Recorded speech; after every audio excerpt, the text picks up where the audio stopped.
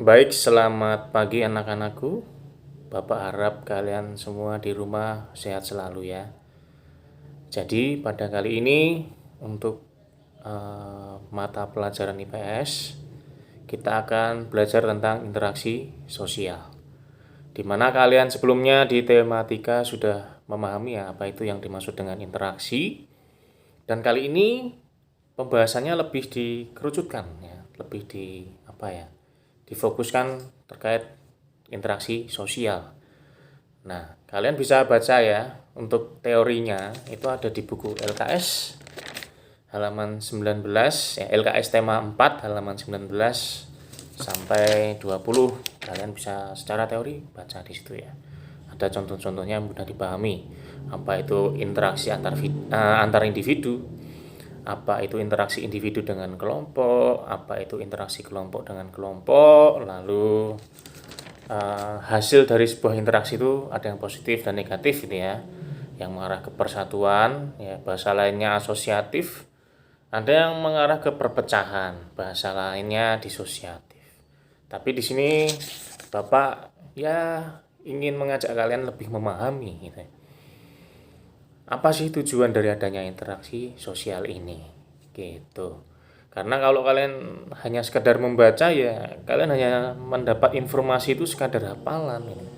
Contoh tuh misalnya interaksi antar individu. Oh, ibu mengajarkan anaknya belajar, ibu mengajarkan anaknya memasak, terus menanyakan alamat kepada seseorang. Ya itu hanya sekedar hafalan yang ada di buku, ini ya. Tapi Bapak ingin kalian lebih luas lagi, menggali lebih dalam lagi terkait interaksi sosial, setidaknya yang paling dekat dengan kehidupan kalian. Gitu. Contoh ya, bisa dimulai dari saat kalian bangun pagi. Pasti itu ada interaksi ya, ketika orang tua kalian membangunkan kalian misalnya. Nak bangun gitu. Itu kan juga termasuk salah satu interaksi gitu. Antar individu, antara ibumu atau bapakmu atau siapa yang ada di rumahmu dengan dirimu sendiri gitu. Nah, di sini juga ada interaksi individu dengan kelompok. Itu kalian bisa baca ya. Ada pidato di khalayak ramai gitu ya, ada guru dengan muridnya di kelas. Ada juga mungkin misalnya dalam suatu pertemuan rapat ini kan terjadi antara interaksi individu dengan kelompok. Lalu di sini pada intinya ya, interaksi individu dengan kelompok secara komunikasi itu ya antara dirimu sendiri dengan banyak orang gitu. Dan salah satu contohnya mungkin ini mungkin bisa jadi interaksi individu dengan individu tapi juga sekaligus kelompok gitu ya. Kelompok karena ketika kalian memutar video ini berarti kan ini interaksi saya dengan yang menonton. Tetapi bisa jadi ketika saya upload video ini di Google Classroom yang menonton banyak berarti kan itu nanti ada kelompok penonton gitu ya. Gitu. Lalu di yang ketiga ini ada kelompok dengan kelompok itu banyak ya. Ada saat permainan game gitu ya. Dua tim bermain bola dan mungkin di sini kalau ada yang suka bermain game ya entah itu Mobile Legend atau apa atau PUBG itu juga sebetulnya interaksi kelompok dengan kelompok gitu ya.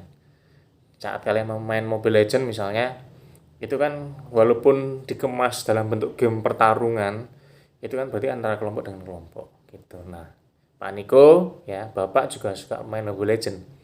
Dan di situ Bapak mengamati betul bagaimana hal yang terjadi dalam Mobile Legend gitu ya.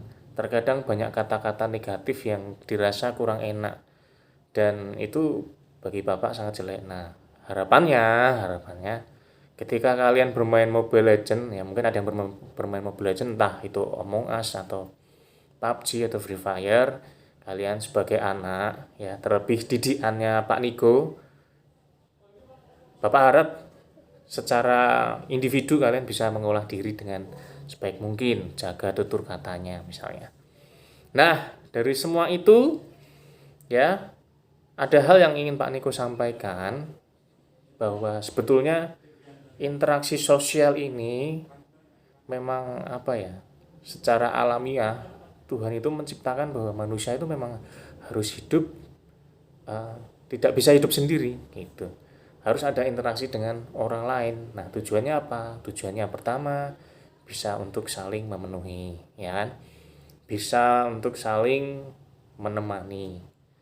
Bisa untuk bertukar pikiran, bertukar ide, saling melengkapi banyak hal. Nah, oleh sebab itu Bapak harap gitu ya. Karena adanya interaksi sosial ini antara manusia dengan manusia lainnya, Bapak harap kalian bisa membangun diri biar lebih baik. Lebih baik dan ketika kalian menjalani hidup kelak, ya kan kalian masih kelas 5 SD ya. Belum terlalu banyak mengalami hal dan kelak kalian akan merasakan gitu. Bahwa apa yang kalian lakukan untuk orang lain itu sangat berguna ke depannya. Jadi kalau kita tarik dari apa yang ada dalam Canisius ini, di situ ada poin kepedulian. Nah, harapannya kalian sekolah di sini dan keluar dari sini menjadi anak-anak yang peduli dengan sesamanya, dengan lingkungan, dan selalu membawa diri secara positif gitu. Oke, mungkin itu saja dari Pak Niko. Untuk tugasnya nanti akan Bapak tulis via GC. Oke, begitu ya. Mohon maaf kalau videonya terlalu panjang dan mungkin ada kata-kata yang salah. Selebihnya semangat untuk kalian dan Tuhan memberkati.